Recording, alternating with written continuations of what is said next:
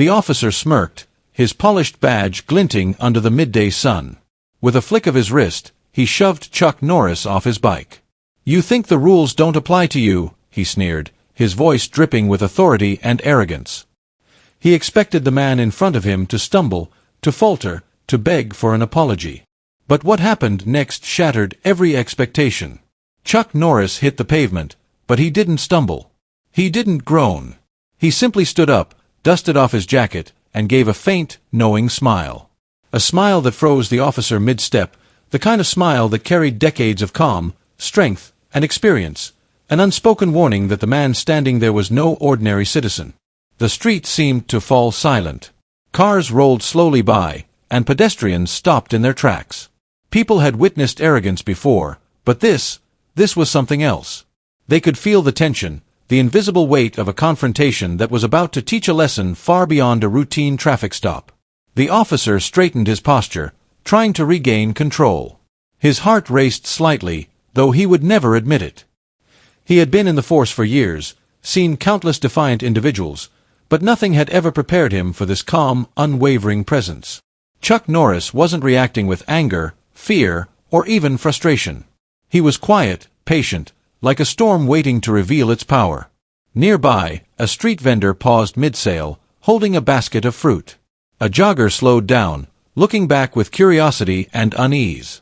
Phones were being raised, capturing the moment as everyone instinctively sensed that what was about to unfold was extraordinary. Seconds felt like hours. The officer's smirk began to falter, replaced by a flicker of doubt.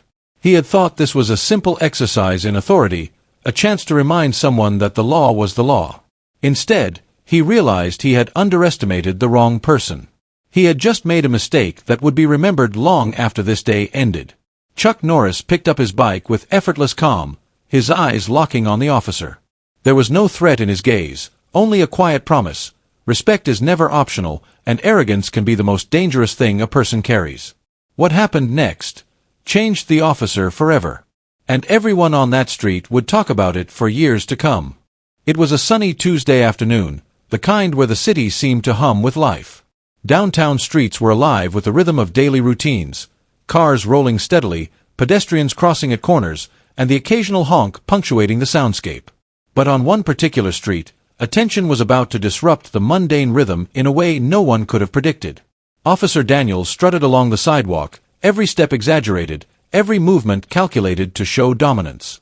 His badge glinted under the sun, a symbol of authority he wielded like a weapon. Drivers glanced nervously as he barked orders, waving his hand to signal a car to move faster or pull aside. Pedestrians avoided eye contact, some frowning, some rolling their eyes, all aware of his need to assert control over everyone in his path. He believed respect came from fear, and arrogance was his uniform. Daniels stopped mid-step, scanning the street like a predator looking for prey. He spotted a man approaching on a bike, calm, composed, exuding a presence that didn't demand attention but commanded it. No entourage, no flashy car, no security detail. Just a simple jacket, jeans, and a quiet confidence. It was Chuck Norris. The officer smirked, thinking this would be just another routine display of power.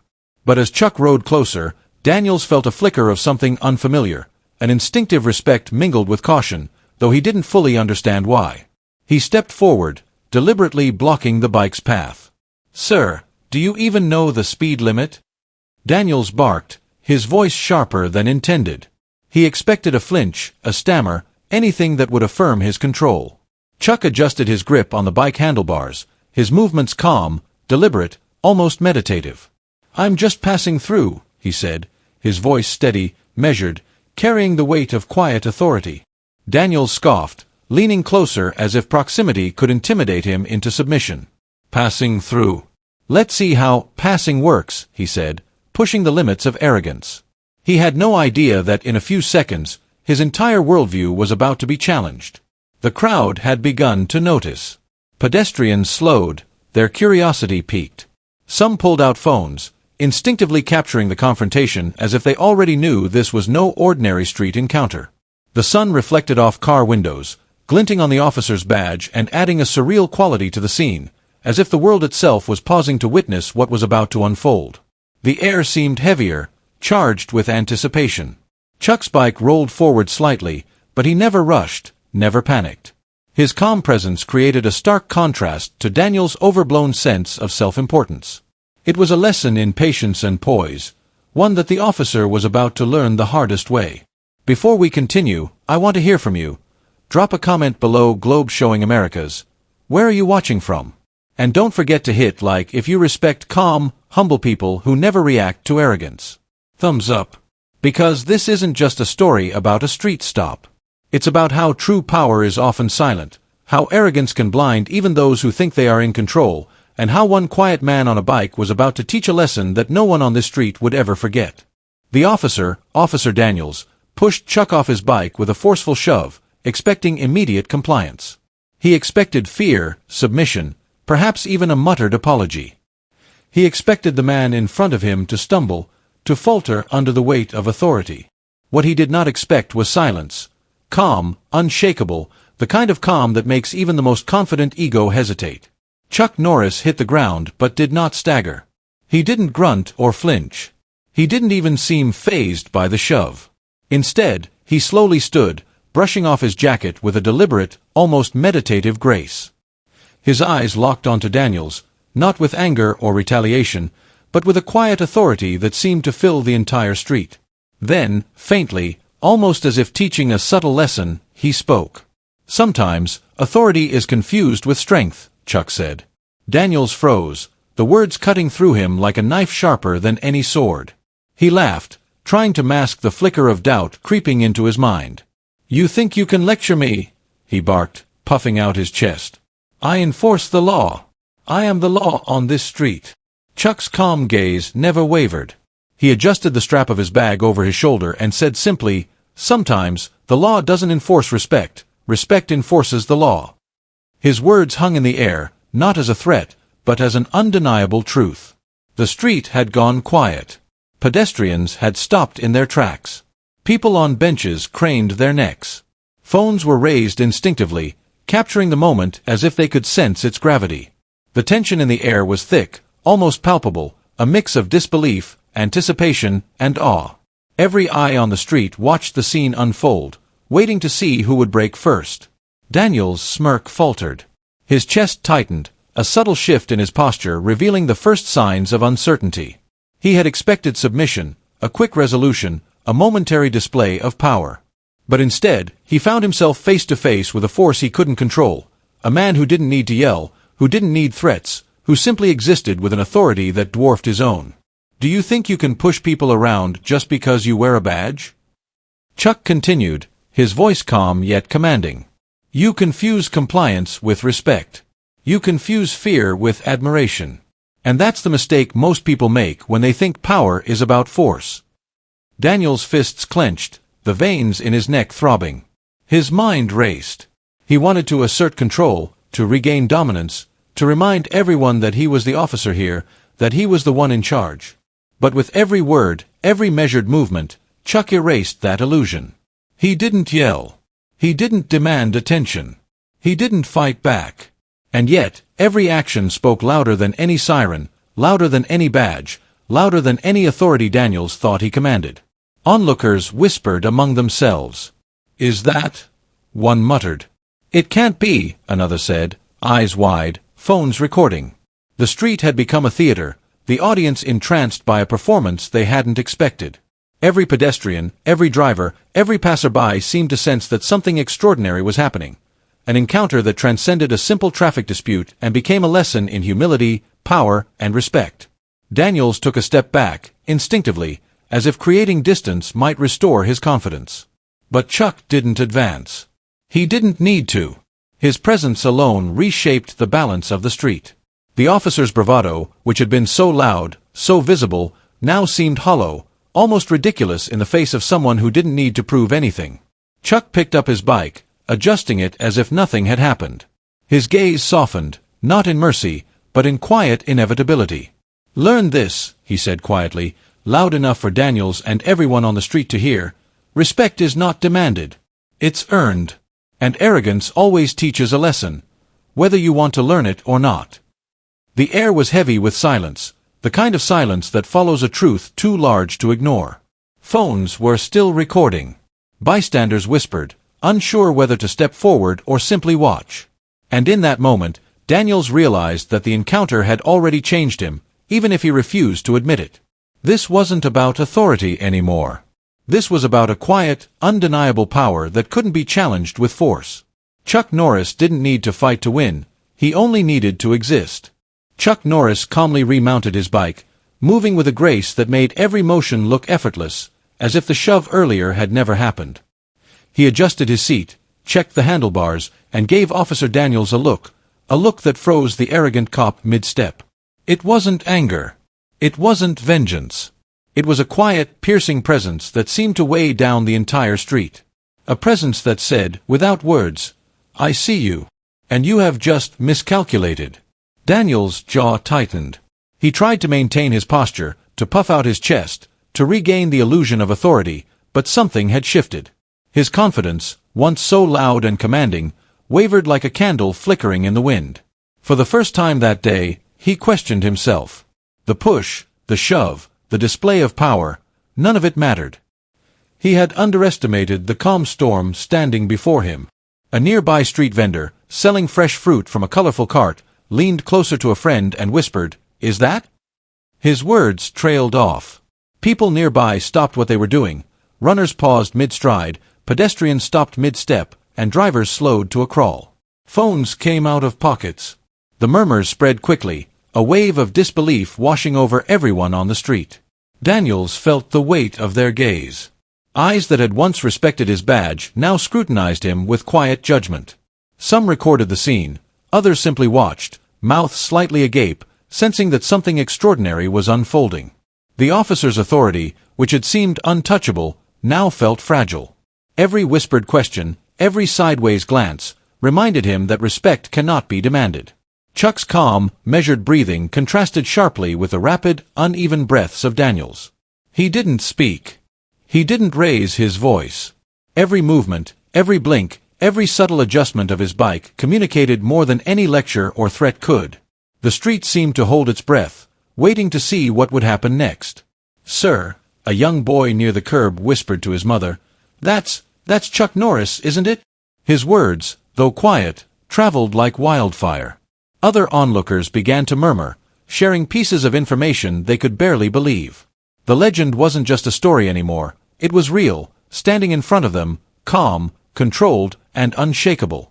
Daniels tried to regain composure, straightening his back, clearing his throat, and forcing a half-smile.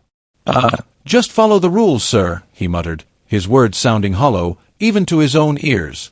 He wanted to reassert control, to remind himself and everyone watching that he was still the law. But the street, the people, the moment itself, all seemed to reject his attempt. The illusion of authority was gone. Chuck gave Daniels a slow, deliberate nod, almost as if acknowledging the officer's effort to save face. But there was no forgiveness in the nod, only understanding. It was a subtle reminder that arrogance often blinds those who wear it, that true strength comes from patience, composure, and the quiet enforcement of respect. A woman sitting at a nearby cafe dropped her coffee cup, nearly spilling it, her eyes wide in awe. Another pedestrian, filming the encounter on their phone, muttered, "You know, I've seen every Chuck Norris movie, but this is real life." People around them laughed nervously, exchanged glances, and whispered to each other. The street had transformed into an impromptu audience, each person witnessing a lesson they would carry with them long after they left. Daniel's hands shook slightly as he adjusted his uniform. His mind raced, trying to process what had just happened. He had thought power was loud, forceful, and immediate. He had believed that a shove, a barked command, and a show of authority would ensure compliance. But Chuck Norris had turned all of that upside down. Without raising his voice, without showing aggression, without making a scene, he had demonstrated control, power, and dominance in a way Daniels had never imagined. The officer realized, in a slow, sinking moment of clarity, that the situation had already passed judgment on him. The calm, unwavering force of Chuck's presence had done what Daniel's badge, his voice, and his ego could not. Respect had been enforced, not by threat, not by fear, but by quiet, undeniable authority. As Chuck prepared to ride away, the crowd's whispers swelled. People nudged each other, phones still recording, cameras capturing the quiet but absolute lesson in humility and respect. Daniels, left standing in the middle of the street, finally understood that the encounter was over. And in that silence, a truth settled in his mind. Sometimes, the person you underestimate is the one who teaches the hardest lesson of all. The silence was suddenly broken by a sharp crackle from Officer Daniels' radio. Unit 12, stand by. Daniels flinched. The sound felt louder than it should have, slicing through the stillness of the street. He glanced down at the radio clipped to his uniform, confused. This wasn't part of his plan. He hadn't called for backup. He hadn't reported anything unusual. Yet the dispatcher's voice returned, firmer this time. Unit 12, additional units are en route. This is not an enforcement situation. Daniels frowned. Not enforcement. His heart skipped. Within seconds, the distant sound of engines grew louder. Black SUVs and marked police vehicles rolled into view, slowing traffic, forming a controlled perimeter around the intersection. Pedestrians gasped. Phones shot higher into the air. This wasn't backup. This was an escort. 2 senior officers stepped out first, their posture stiff, their expressions serious. Behind them came a man in a tailored suit, holding a tablet, scanning the street with urgency. The mood shifted instantly, from curiosity to disbelief. One of the senior officers walked straight past Daniels without acknowledging him and stopped in front of Chuck. "Sir," the officer said carefully, almost nervously, "we've been notified. You're cleared for the VIP traffic inspection today. We apologize for the delay." The words didn't register at first. Daniels' jaw slowly dropped. VIP. He looked from the officer, to the suited man, then back to the calm figure still seated on the bike. The realization hit him like a punch to the chest. "No," Daniels whispered under his breath. He took a shaky step forward. "Wait, sir, you're Chuck Norris." Chuck finally looked directly at him. His expression was calm, unchanged, almost compassionate. He nodded once. "Yes," Chuck said evenly. And this was a lesson, not a fight. The street erupted, not with noise, but with stunned disbelief. Murmurs rippled through the crowd like electricity. "I knew it. That's actually him." He pushed Chuck Norris. Someone laughed nervously. Someone else stopped recording, just staring, mouth open. Daniels felt the blood drain from his face. His knees weakened. Every moment replayed in his mind, the shove, the smirk, the words he had used. Each memory felt heavier than the last. He had treated a legend, a symbol of discipline and respect, like a nobody. And Chuck hadn't reacted. That was the worst part. The suited man stepped closer. "Sir, the department was informed of your route today. This stop should never have escalated." The senior officer turned slightly, finally acknowledging Daniels with a sharp glance. No anger. Just disappointment. Daniels swallowed hard. I didn't know," he stammered. Chuck tilted his head slightly. "You shouldn't need to," he replied. "Respect isn't based on names. Or faces. Or reputations." The words landed harder than any reprimand. The officers around them shifted uncomfortably. No one rushed to defend Daniels. No one interrupted. This wasn't a disciplinary moment. It was worse. It was a moral one.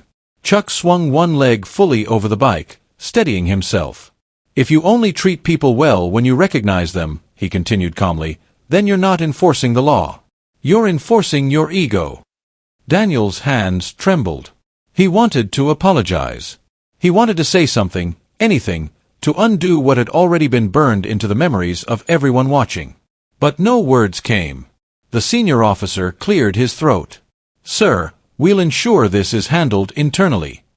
Chuck nodded once. "Do that." Then he looked back at Daniels, not with anger, but with finality. "Decide what kind of officer you want to be." With that, Chuck gently rolled the bike forward. The escort vehicles adjusted instantly, opening a clear path through the street. The crowd parted without being told. Respect moved faster than any command ever could. As Chuck rode away, silence followed him. Daniel stood frozen, surrounded by flashing lights, cameras, and witnesses, yet feeling more exposed than ever before. So now I want to ask you. Backhand index pointing right. Should the officer apologize publicly, or just learn from this silently? Comment below and let me know. Apologize or learn. Fire. And if you enjoy powerful stories about respect, humility, and unexpected justice, backhand index pointing right, hit like and subscribe so you don't miss the next one. White heavy check mark. Because this story isn't over yet. Officer Daniels' legs finally gave out. Right there in the middle of the street, surrounded by flashing lights, watching eyes, and the weight of his own actions, he dropped to his knees. The badge on his chest felt heavier than it ever had before. Not because of duty, but because of shame. Sir. His voice cracked as he looked up at Chuck Norris. I didn't know. The words sounded small, weak, empty. Chuck didn't react immediately. He didn't gloat. He didn't turn away. He simply stood there, letting the silence do what yelling never could. Then he spoke, his voice steady and calm. That's the point, Chuck said. Respect is earned, not assumed. The sentence hit harder than any punishment Daniels had imagined. Not a threat. Not an insult. A truth. One that cut through his pride and left nothing to hide behind. Daniels lowered his head. The crowd had gone quiet again. No laughter. No whispers. Just the sound of a city holding its breath. People weren't watching for drama anymore. They were watching for meaning. Chuck reached down, not in anger, not in superiority, but with intention. He picked up a spare helmet from his bike and gently held it out in front of Daniels. Next time, Chuck said, placing the helmet into the officer's trembling hands, remember this, calm always wins. Daniels stared at the helmet as if it weighed 1,000 pounds. His hands shook as he accepted it. That simple gesture, so ordinary on the surface, carried more weight than a lecture, more impact than a reprimand, more power than any arrest ever could. Yes, sir, Daniels whispered. But Chuck shook his head slightly. No, he corrected softly. Just remember it. That was all. No demands. No threats. No conditions. Daniels nodded, slowly, deeply. Something in him had shifted. Not fear, but awareness. The realization that authority without humility is empty. That power without restraint is dangerous. That the badge he wore wasn't a license to dominate, but a responsibility to protect. Around them, officers stood silently. Some looked at Daniels with sympathy. Others with reflection. Even they understood, this wasn't a moment that could be written up in a report. This was a lesson that would stay with him forever. Chuck swung back onto his bike. The engine hummed quietly, controlled, restrained, just like the man riding it. Before pulling away, he looked back one last time. Be better, he said. Not as a command. As a choice. Daniels swallowed hard. I will. And for the first time that day, he meant it. Chuck rode forward slowly, the escort parting without being told. The crowd watched him go, not cheering, not clapping, just standing in awe. Some lowered their phones. Others kept recording, knowing they had captured something rare. As Chuck disappeared down the street, Daniels remained kneeling for a moment longer, helmet in hand, head bowed. When he finally stood, his posture was different. No swagger. No arrogance. Just quiet resolve. A senior officer stepped beside him. You okay? Daniels nodded. I will be. The officer glanced down the road where Chuck had vanished. Make sure you are. Daniels clipped the helmet to his belt. He didn't care how it looked. He wanted to remember. Every shift. Every stop. Every interaction. Because that day hadn't just corrected him. It changed him. Chuck Norris rode on, leaving behind no wreckage, no confrontation, no violence, only a trail of awe, humility, and a lesson louder than any siren. And on that street, long after the lights were gone and traffic returned to normal, people would still talk about the moment when true power chose calm over force, and won. Respect isn't something you demand. It's something you give, especially when it feels unnecessary, inconvenient, or pointless. Because the true test of character isn't how you treat people you admire, recognize, or fear. It's how you treat the ones you believe have nothing to offer you in return. Officer Daniels learned that lesson the hardest way possible. On that ordinary Tuesday afternoon, he thought authority came from a badge, from volume, from control. He believed respect was something others owed him simply because of his position. But in just a few quiet moments, a calm man on a bike showed him the truth. Power that needs to announce itself is already weak. Chuck Norris didn't raise his voice. He didn't fight. He didn't threaten. And yet, his presence dismantled arrogance more effectively than force ever could. That's because true strength doesn't need permission. It doesn't seek validation. It doesn't need to prove anything to anyone. True strength is silent.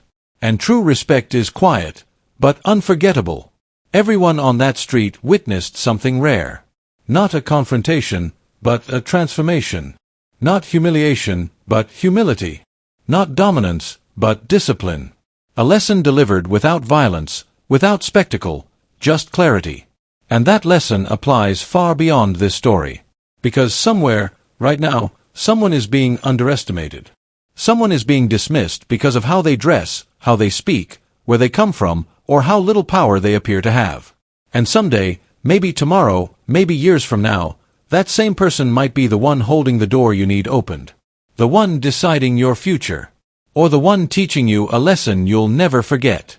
Respect everyone on the way up. Because life has a way of reminding us that we're all just passing through different chapters. Daniels didn't lose his badge that day. He didn't lose his job. But he lost something far more dangerous, his arrogance. And in its place, he gained awareness. The kind that changes how a person walks, speaks, listens, and leads. That's growth. And growth always begins with humility.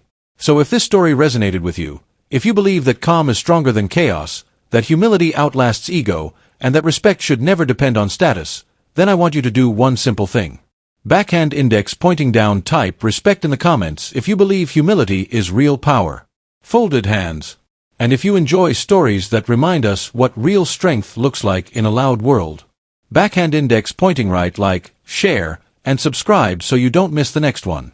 Also, tell me where you're watching from, globe showing Europe, Africa, because no matter where you are in the world, respect speaks the same language. And I want to thank every kind soul personally. Until next time, remember this. You never know who you're standing in front of. So choose respect every time.